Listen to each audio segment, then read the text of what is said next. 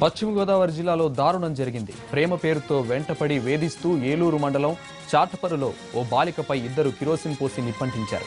గ్రామానికి చెందిన ఓ యువతి ఇంటర్ చదివి ఇంటి దగ్గరే ఉంటోంది.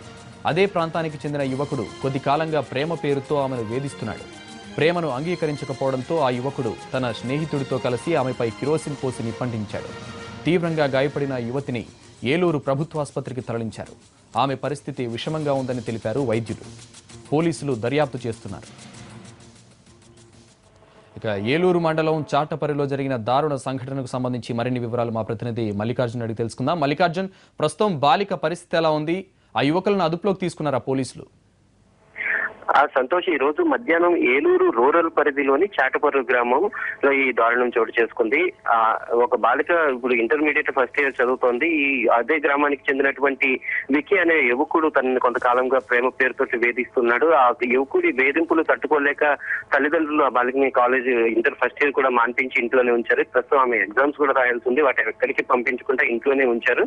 ఇదే విషయంపై బాలిక తల్లిదండ్రులు అలాగే ఆ యువకుడి తల్లిదండ్రుల మధ్య కూడా గొడవ గత 3 రోజులుగా జరుగుతూ ఉంది. దీన్ని పెద్దల్లో పెట్టుకుని తమ కూతురి జోలికి రాకుండా చూడాలని చెప్పి ఆ బాలిక తల్లిదండ్రులు ఎవరైతే ఉన్నారో వాళ్ళు ఆ గ్రామ పెద్దలను కూడా వేడుకోవడం జరిగింది. ఆ విషయం పైన ఈ రోజు అక్కడ గ్రామంలో చర్చ కూడా నడవాల్సి ఉంది. అయితే నిన్న సాయంత్రం సమయంలో ఆ యువకుడు బాలిక ఇంటికి వెళ్ళి కొంత అసభ్యకరంగా ప్రవర్తించడంతో ఆ బాలికకి చెందినటువంటి బంధువులు అతని పైన దాడి చేశారు. ఇదే అతనిగా ఆ యువకుడు విక్కీ అనేటటువంటి యువకుడు అతని ఫ్రెండ్స్ ని అతని బంధువులు మొత్తం కలిసి ఒక 25 మంది కలిసి ఆ బాలిక తల్లిదండ్రుల పైన అలాగే బంధువులు అందరి పైన దాడి చేయడం జరిగింది. ప్రస్తుతం వాళ్ళు కూడా హాస్పిటల్లో చికిత్స పొందుతున్నారు. అయితే ఈ రోజు ఇంట్లో మధ్యాహ్నం సమయంలో ఎవరూ లేని సమయంలో బాలిక ఇంట్లో ఉన్నప్పుడు వచ్చి కిరోసిన్ పోసి తన పైన నిప్పంటించారని చెప్పి కొద్దిసేపటి క్రితం ఆ బాలిక మెజిస్ట్రేట్ కి కూడా వాంగ్మూలం ఇచ్చింది.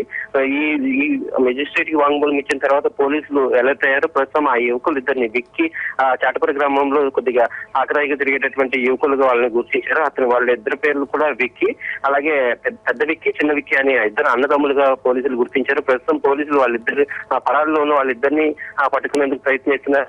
ఒక బాలిక పరిస్థితి మాత్రం చాలా విషమంగా ఉంది. కిరోసిన్ దాటికి ఆ బాలిక శరీరం మొత్తం దాదాపుగా 80% పైగా కాలిపోయింది. ప్రస్తుతం రక్తం అడుగులు అలాగే ఆ కాలిన గాయాలతోటి ఆ బాలిక చావు బతుకుల మధ్య కొట్టుమిట్టాడుతుంది. ప్రస్తుతం ఏలూరు ప్రభుత్వ ఆసుపత్రి దగ్గర చాలా విషాద వాతావరణం చోటు చేసుకుంది. ఒక పక్క ఆ బాలిక బాధతో కొట్టుమిట్టాడడం అలాగే ఒక పక్కన తల్లిదండ్రులు బాధతో కుప్పకూలిపోయినటువంటి పరిస్థితి ఇక్కడ నెలకొంది. సంతోష్. రైట్ మల్లికార్జున్.